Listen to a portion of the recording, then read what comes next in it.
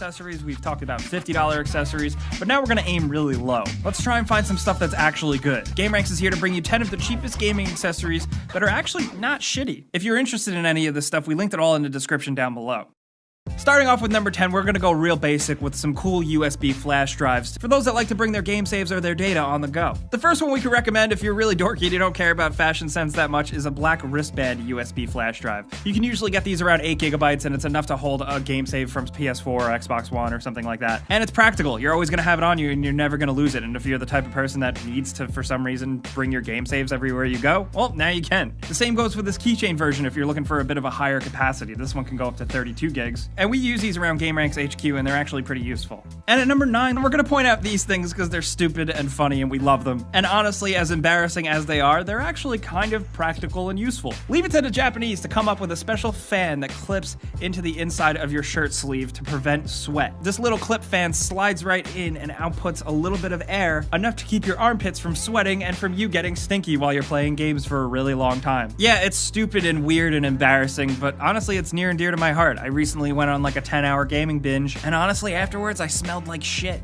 So I wish I had these. And if you can track these things down, they sell them more in Europe, and you can find them for the equivalent of like 28 bucks. And at number 8, something that we can definitely recommend is a classic USB controller for PC. A lot of people like to download and play classic games on their PC, and we're not going to condone pirating them or anything, but after doing some research, you'd be surprised that even the cheapest ones, the ones that look like old NES classic controllers or Super Nintendo controllers, actually are pretty competent and work exactly the way you would want them to, and they're completely mappable. They're simple, and if you do your research and get ones that are decent, you can get them for really cheap, but they're not actually garbage. And at number 7, we can definitely recommend this PS4 controller charger. This was honestly the only one we could hunt down that was really cheap at like 10 bucks. It's got a little blue LED, it's got dual USB so you can charge 2 controllers at once, and it's useful because, you know, the PS4 DualShock 4 dies really quickly. That battery is not good. But if you're on a budget, the one we linked below is probably the best one you can get for your money that isn't complete garbage. It's cheap, it's not the best constructed thing, but it works, and that's what matters, right? We hunted for an Xbox One version, like an Xbox One Play and Charge type kit, but we couldn't find one for a really, really cheap price, so we didn't link one. But if you can find one and you have one that you recommend that's really, really dirt cheap, let us know in the comments.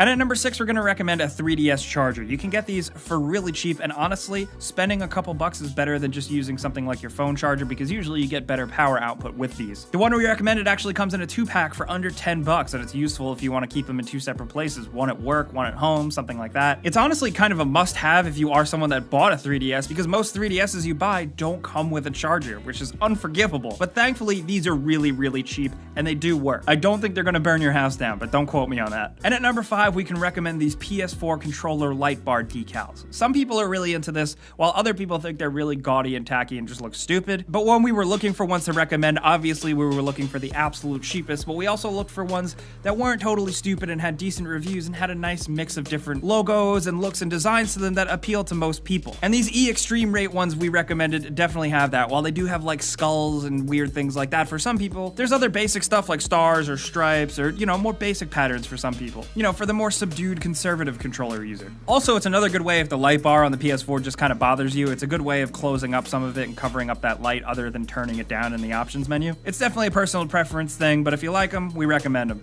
And at number 4, something cheap that's pretty cool that we could definitely recommend are vertical console stands. The ones we recommend are just around 10 bucks, and they do a hell of a good job at making your console and your console setups look much nicer. Linked below, we've recommended one for Xbox One S, PS4 Slim and Pro, and the original PS4, and they're all pretty decent. While they're not the absolute best ones you can get, and the one for the regular PS4 Slim or Pro could be a little wobbly, they are of decent build quality and they have non-slip surfaces on the bottom, and especially the Xbox One S in particular, they're just good ways to secure your stand in a vertical manner and make it look kind of cool. Modern consoles and CD drives are designed to work both ways, so by keeping it vertical, it doesn't mess up your console in any way, just as an FYI if you don't know. And if space is limited and you're trying to cram your consoles into a limited space like an entertainment stand or something, this is a good idea. And at number 3, since we haven't acknowledged the PC folks enough, let's talk about a mouse pad. The one we could recommend, it's actually under 10 bucks, and it's a good solid regular mouse pad that doesn't really do anything, is this SteelSeries one, the QCK. We've recommended this in other videos, and honestly just because this is what we use at GameRanks. When we edit videos and we use a mouse, this is the mouse pad that we have them on. This is the mouse pad that our mice sit on. It's of a nice size, it feels quality, it doesn't feel cheap and crappy, and it gets the job done. That's it, that's all I can really say about it.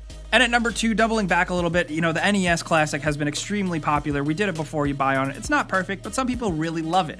One of the biggest complaints with it, though, is the cable length. It is criminally short, the length of the cable from the controller to the console. So we can recommend these classic cable extenders. There's a lot of these online, there's a lot of knockoffs and shitty ones, but these ones definitely have the best reviews, and I personally used one of them to good success. It's definitely a much needed thing for the NES Classic. It's probably the one accessory you need to get for this thing. It instantly improves the device tenfold. It fixes one of my biggest complaints with the console. So if you do have an NES Classic, check it out. And at number 1, we have 2 gaming mouse recommendations for you guys. The first is the Have-It 2800. At $10, it looks simple. It's of a simple, comfortable design, and it's got 4 LEDs and a couple of thumb buttons, as well as adjustable DPI levels up to 2800. You know, even at just $10, it is designed with gaming in mind, so it should be pretty responsive for you. We can also recommend the TechNet Alpha. This thing is $10 as well, and has a bit of a different grip style for certain people's different preferences, and it has 5 adjustable DPI levels. The battery life on this thing will last 18 months, and the connection should be pretty solid with a 2.4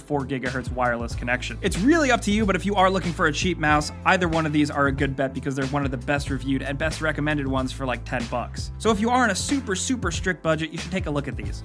But guys, those are 10 or so accessories that we can recommend that are super cheap but aren't totally crappy. We know there's a lot of other cheap gaming things out there, that some of which many of you guys may use. So if you think you want to speak up for a cheap device that isn't so crappy, let us know in the comments. If you did learn a thing or two, or maybe pick one of these up, maybe share with your friends or click the like button because it helps us out a lot. Subscribing is a good idea if you're new because we put out videos like this every single day as well. But as always, thanks for watching, and we'll see you guys next time.